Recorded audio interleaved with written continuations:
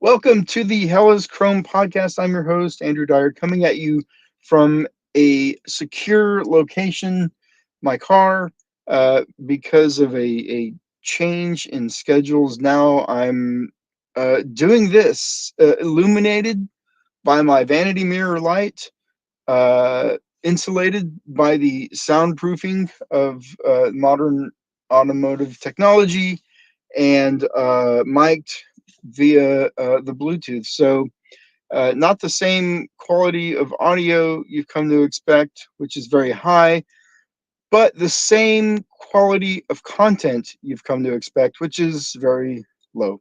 So, uh, obviously, I was not here last week, and I've got a lot to catch up on. Uh, I was talking to my co host and producer, John Cross, before coming live, and apparently there's a whole lot of stuff going on. He said he's super busy with this union stuff, so I want to find out what's new, and I think there's a lot of stuff that we've got to get to y'all. So, without any further ado, let's bring on producer co host John Cross. John, how are you?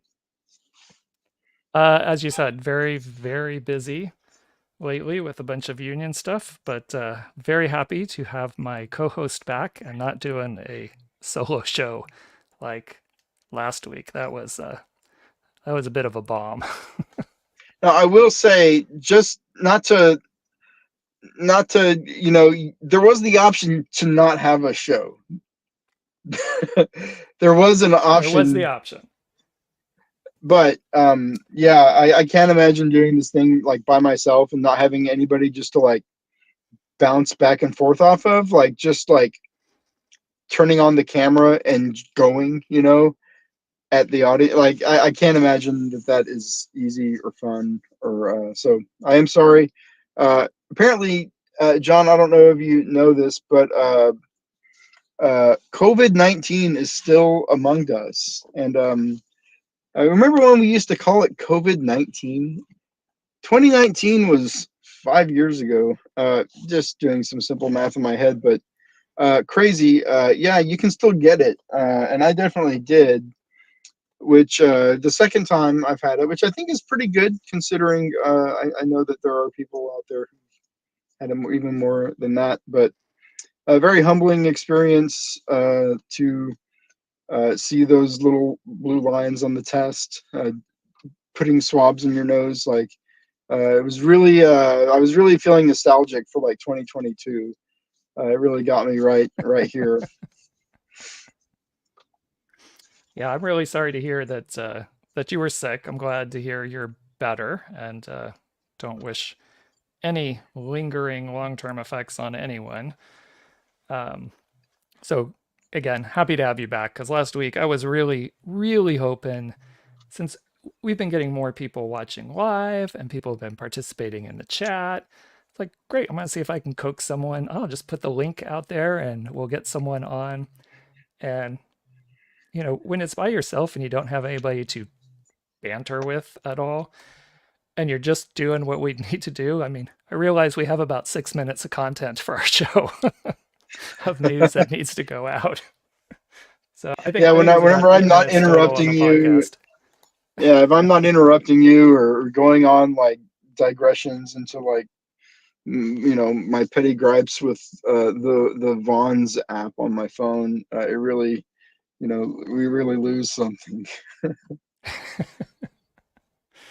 Yeah, it was not sure I'll do it again. I did try to reach out to a couple people to co-host, and it was nice. Some people we've worked with before, like Dylan Wilson, who is interested in coming back on the show, to be a guest at some point here moving forward. So it was nice to reach back to some of the people we had worked with back when we were doing this under the umbrella of the locals.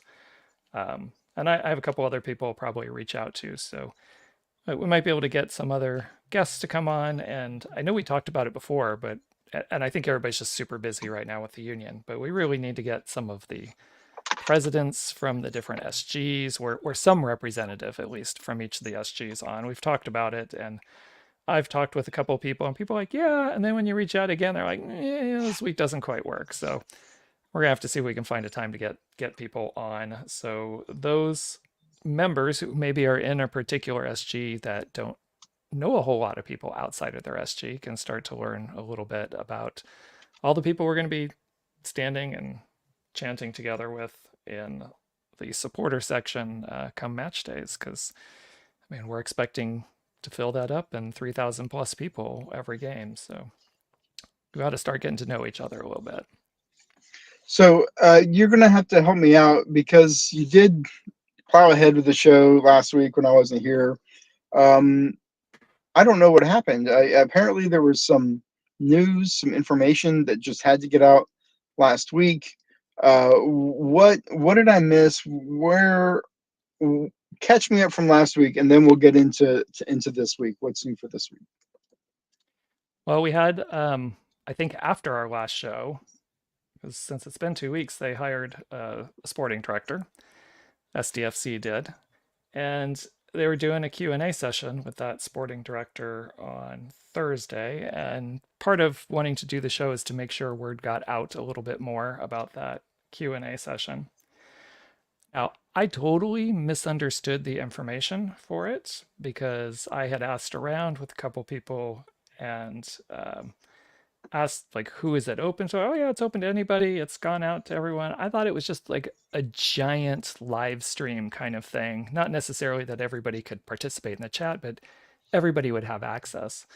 So when it came to 6 o'clock last Thursday, I roll up to my computer and I was like, all right, I'm just going to kind of do other things and listen to it. So I know what's going on, and I click on the link and it's like, it's full. Like, oh, okay. So I did not RSVP, did not plan for it because I never looked at the link.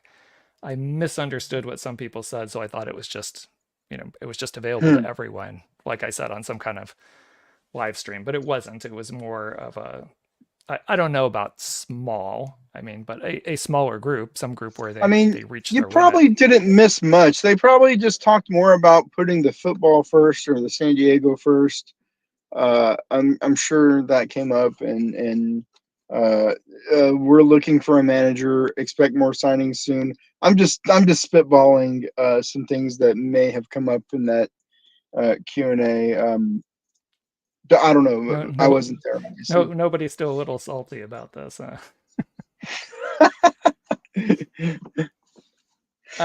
Yeah, I have no idea. I know a couple people in Discord kind of reached out, or some people kind of asked what happened, and I didn't really see any responses. So I really don't know. I'd be a little interested to see what our new sporting director and general manager had to say. I think just in general, it's interesting. Not surprising to me based on what I've heard, but interesting that this was basically an internal promotion, a right to dream person that got promoted to this spot. I would, if I were to lay money, I would say that's probably what will happen with the coach as well. Right to Dream FC. I saw a rumor on something, Instagram, Twitter. There's something out there for a manager about to be announced. Some assistant from the U.S. national team. I don't know if you saw that. I did not. But football rumors are. I don't. It's not like we have Woj out there getting scoops in the soccer world. Right. It's all a bunch of yahoos and stuff. So I don't trust anything until it's official. Yeah, I have. I've been, like I said, I've been super busy, and I have not been in the Discords as much, other than what I absolutely need to do. I'm not on any kind of social media, probably for about a week, really, and I haven't been. My routine a lot of times, I get up in the morning, I watch a little morning footy, just even to catch up on some things, maybe scroll through, as my wife calls them, my hot sheets, and I'm on Twitter since I subscribe to Soccer People. And yeah, I just haven't been doing that because I've been busy, and I feel also a little out of the loop, which I don't like, and doing a podcast like this because I don't feel like I have the information. Because it's really more right now about the union, and we have a lot going on, and a lot. Well, the good news is that there are, I don't know how many podcasts out there right now dedicated to that side of SDFC. As far as I know, we are the only supporter focused podcast by and for supporters specifically, not members of the fan club, not people interested in tactics and MLS goings on and signings, but we're all about what's going on in the stadium, what's going on with our section, what's going on with the SGs, and what's going on with the union. So, where are we with the union? Let's get a union update. The last time we talked, we're talking Yeah, where membership were we last portals. time? We were Right? talking membership portal maybe being open before Labor Day. It was maybe a possibility. Um, that was the next big thing, right? Was letting people Yeah. join this thing. That's been my big push, is to get things opened as soon as possible. Um, we are we are this close. Now, I know people can't see that if they're listening on the podcast, but we are so close to opening up memberships. In fact, the last 2 days have been almost nonstop for me on the technical side, trying to get things set up. So we are, from a technical standpoint, with the software we're going to use, Chant and Stripe, our payment processing and our bank account, that's all ready to go. Like we are technically ready to move forward as soon as the board is ready to make a decision to move forward, which we're very close. So it's just trying to settle on what that initial membership package is going to look like. What's the cost? What are the benefits?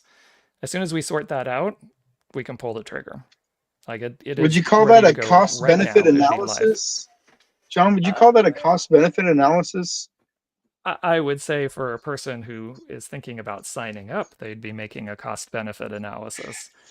I don't think on our end, although I mean it is a little bit. There's, you know, again, not to get too much in the weeds with everything. There's a lot going into what your membership dues are, because as we're organized as a nonprofit, we have to collect membership dues. They are your primary source of income, and then you have to think about all the things you think you want to do. And it's very difficult here in the beginning because you have to balance, on the one end, trying to have a realistic budget. Like if you're thinking TIFOs and the stuff you want to do, well, they cost money, and it costs money to run the organization. And we need to make sure we're paying taxes and doing all the operating Oh, expenses. So that's there's right. an expense. So let Go me ahead. ask you this question. How many people are in the conversation slash negotiation process of this? Because I feel like a lot of the delays that we've seen with this union are over, you know, squabbling among leadership, right? Squabbling about, oh, this should be this should be this.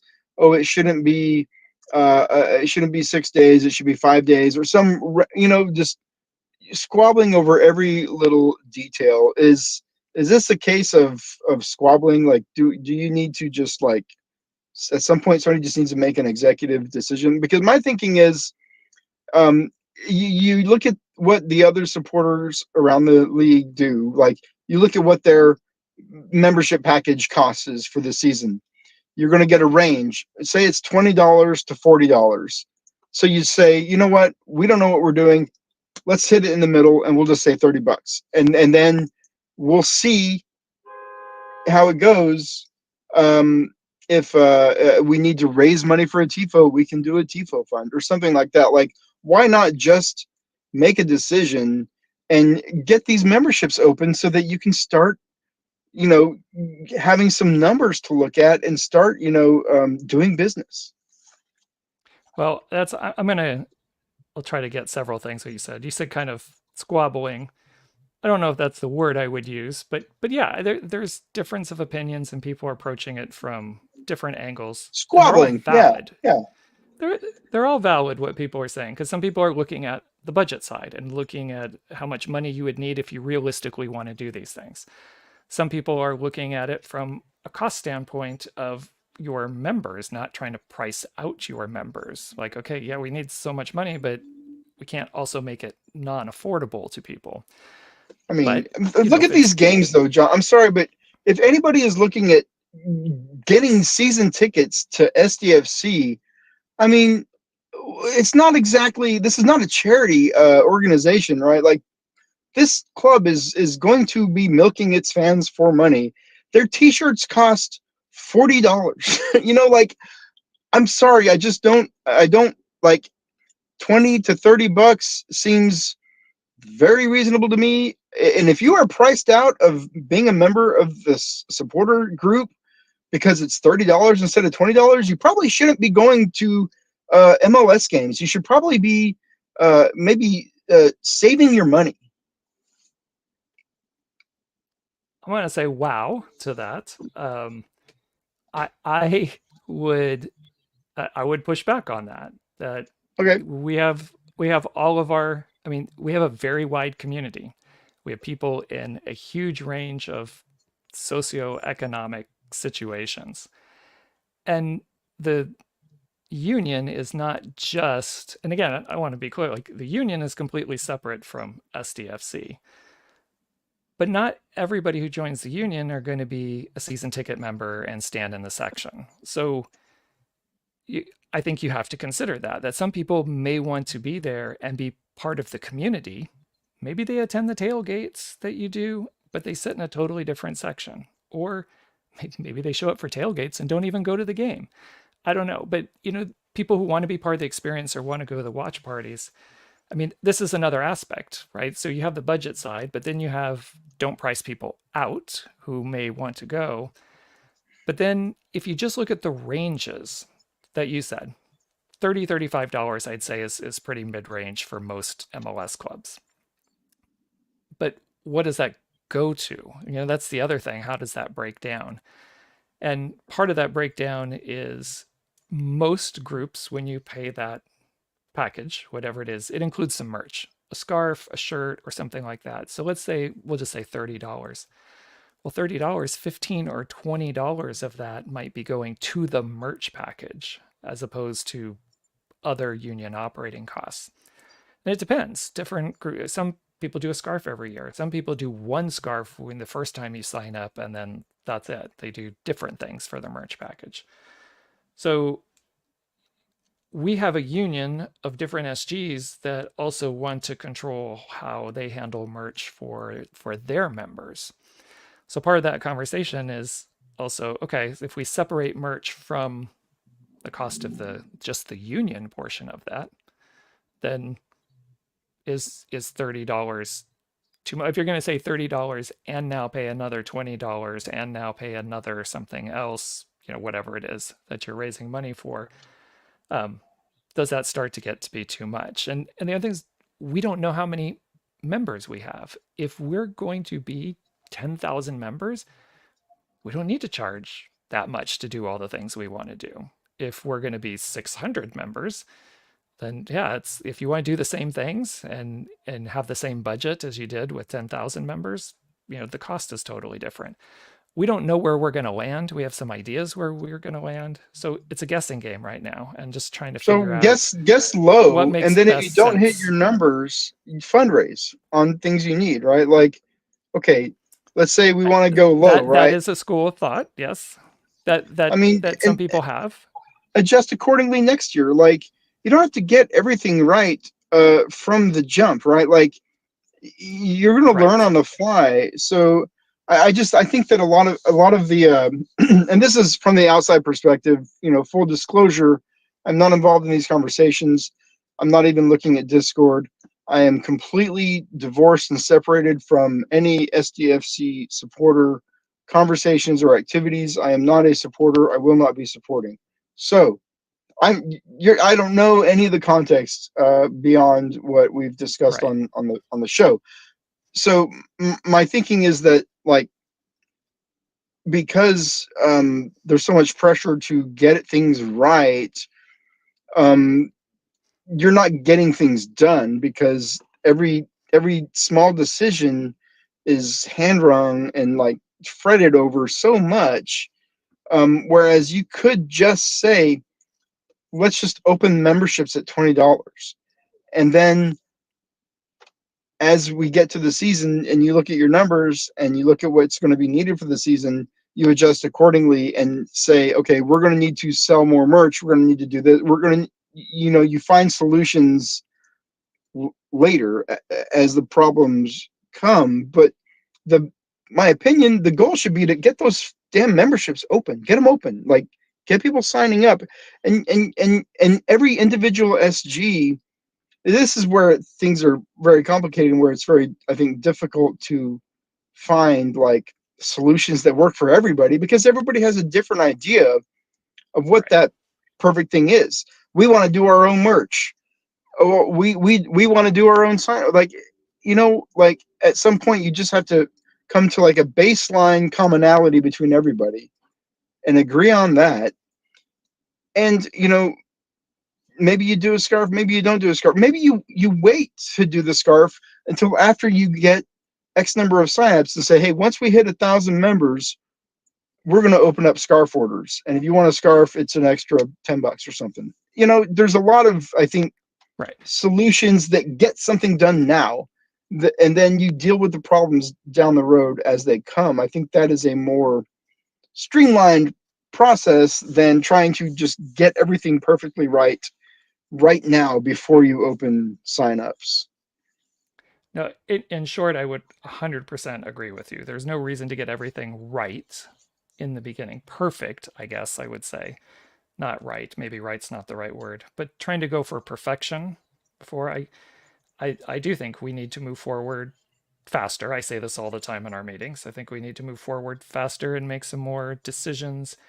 And anything and everything is fixable, even if we screw up somewhere along the way. But we need to keep moving forward rather than standing still.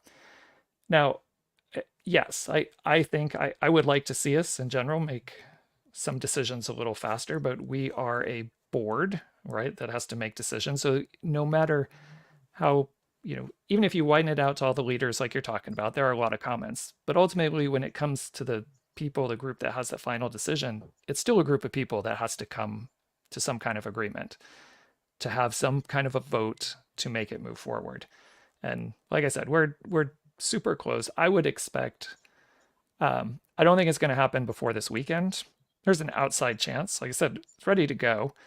Um, there's really, and I don't want to get into the weeds of this, just like one last little hurdle to clear, kind of internally, to I think to get everybody happy and on the same page.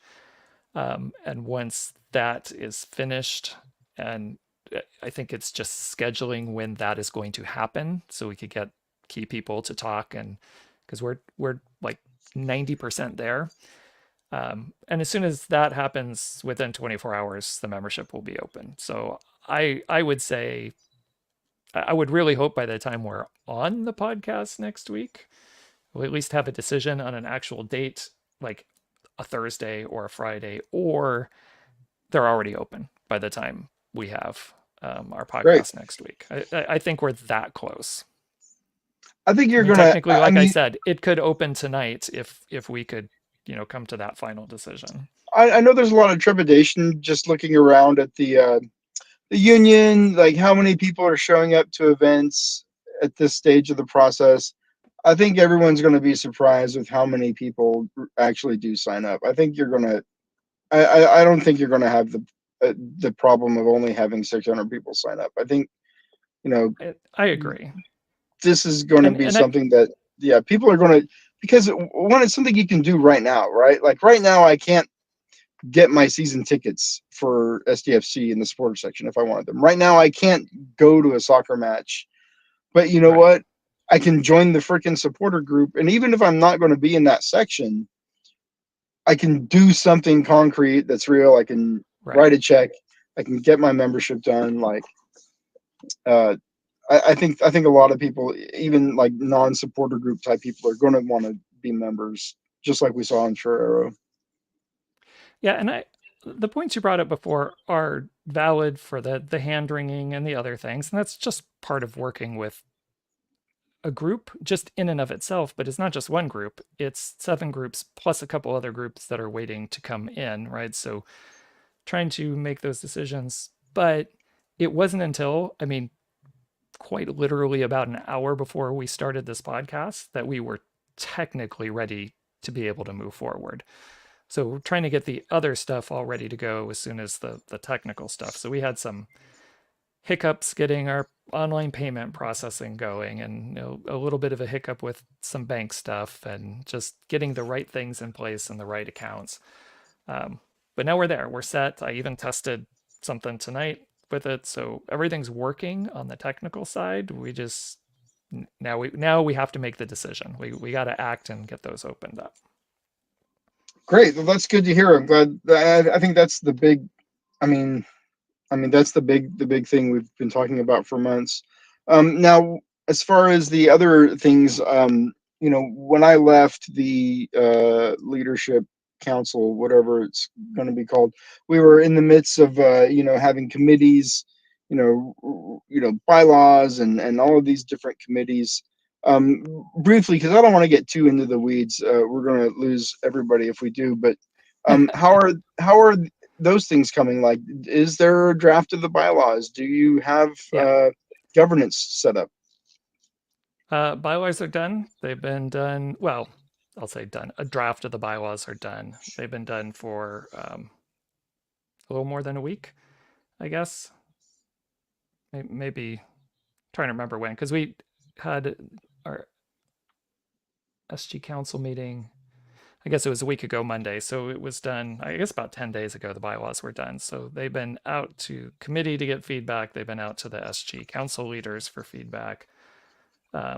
We reviewed some things last night at the board meeting, and we are like just need a couple more read throughs to make sure we cleaned up. We thought we were very close to maybe passing them officially last night, and one of our board members caught some typos basically in there. So we just kind of need to read and make sure we got everything completely cleaned up. Had an No accident, excuse. like a residual copy and paste. So as soon as we get those last things, squared away, I would say probably by the next board meeting, I would imagine, which would be, I don't know, mid-ish September for our official Great. voting. I mean, we can do it outside of a meeting, but we're very close to get that done as well. And we need that to start our tax exempt process so we can get our tax exempt status from the state and the Um, federal government.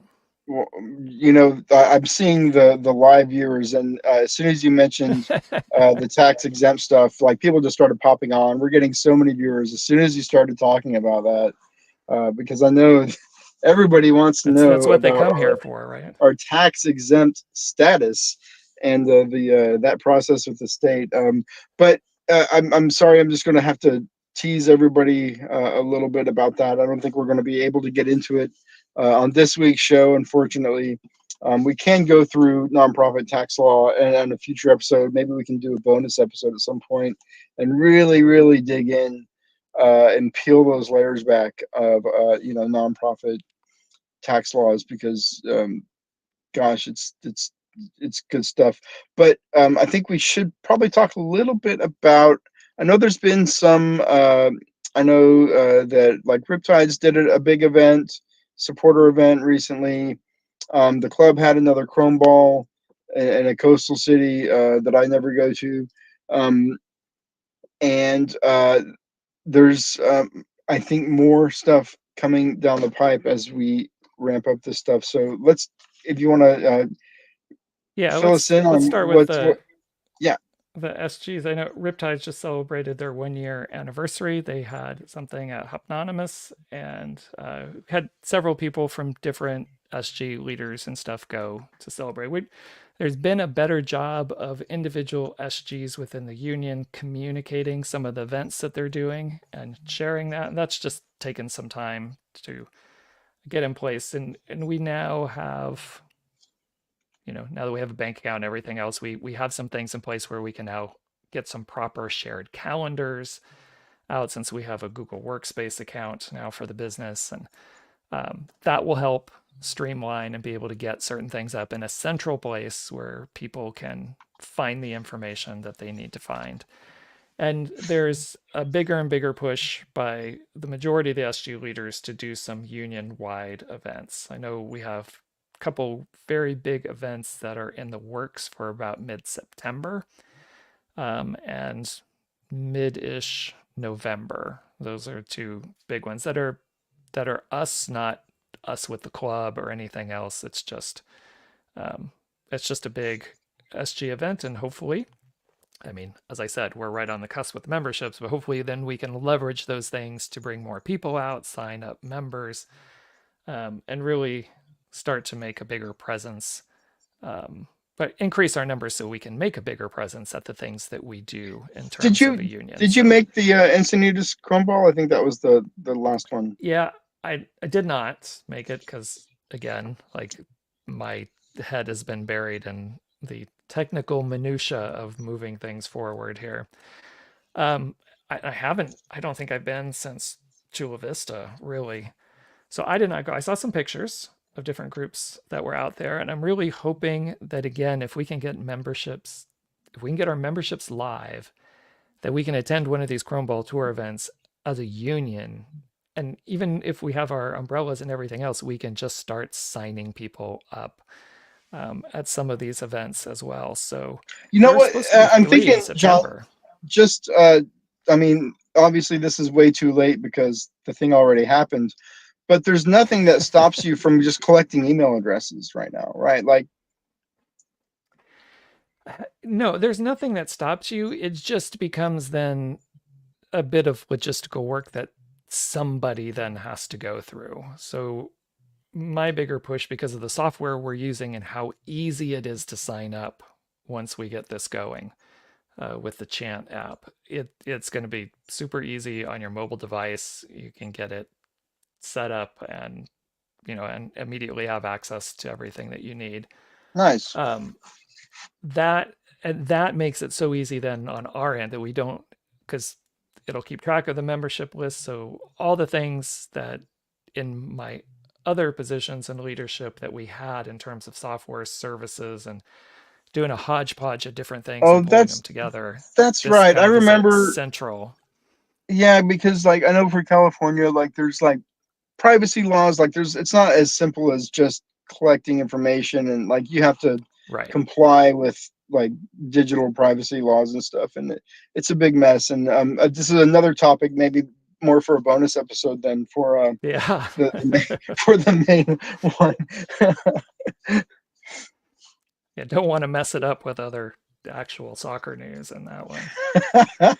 Um, yeah, it's I think for me especially, that's why we've held off on trying to do signups and registrations, because we know how simple it is going to be, and it really has been the big push to get this moving forward, get the app ready. So again, technically we're there as of today. So as soon as we make the decision on the actual dues and benefits, we can open it up. The link can be shared around. People can sign up.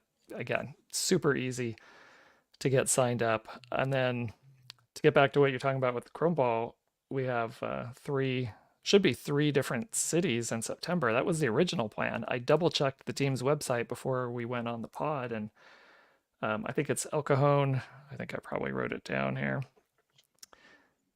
Let's say El Cajon, National City, and San Marcos are Oh, the scheduled for National City one's going to September. be big. I think they're doing it in that park where the Bernie Sanders had his big rally back in 2016. That park can handle a lot of people. Yeah.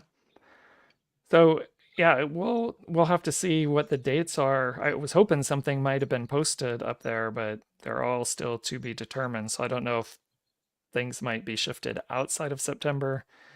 Um, Also, the La Mesa one, I believe, is around the Oktoberfest weekend, so I'd be able to do some fun with that. In La Mesa, if you've never been to the La Mesa Oktoberfest, that's pretty fun. Um, and that's those are the Chrome Ball ones. I mean, we're getting close to hitting all the cities here. And that eventually, I think the final one, I don't know. I'd have to look and see. I would imagine they're probably going to do something big. You know, the kickoff one was at Novo by their store there in Mission Valley.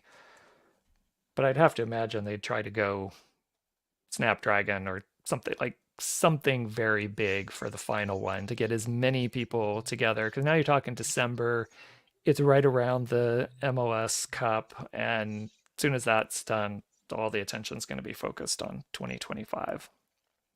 All right. Well, it sounds like we're, this show, our Hell is Chrome. I feel like it's a weekly, because of the stage that we're in and ramping up to this. Every week we're kind of just in a stay tuned type of message for everyone, and Feels like the whole summer has been like that. we do appreciate everybody who tunes in for the stream and who listens later. And it is much more fun when there's soccer happening and supporter stuff happening and Yes. away trips happening to talk about, and there's merch drops to give you information on. And that is what you will find on this podcast in the future when that stuff is happening. You just have to kind of bear with us, as I am bearing with John and his union people, and their squabbling. I'm very much just like demanding them to get something done, so that I can continue to not support this team. But we're all in the same kind of holding pattern. But I am very, very interested to see how signups, once they go live. I'm interested to see like what that first 24 hours looks like, what that first 72 hours looks like. Because I feel like there's a lot of pent up people, like this core group of people that are really involved with our supporter groups, who are going to be signing up day one. And then there will be a lull, and then I think there will be a steady climb, right, as we Right. move on. I'm just really interested to see. I mean, I'm sure the club is very interested too to see what those numbers look like. But I am optimistic, and I do have a good feeling that it's going to be exceeding expectation. Yeah, we have the presentation meeting to the club on the 1st of October, which is a Tuesday, which is a podcast night. I'm going to miss that one.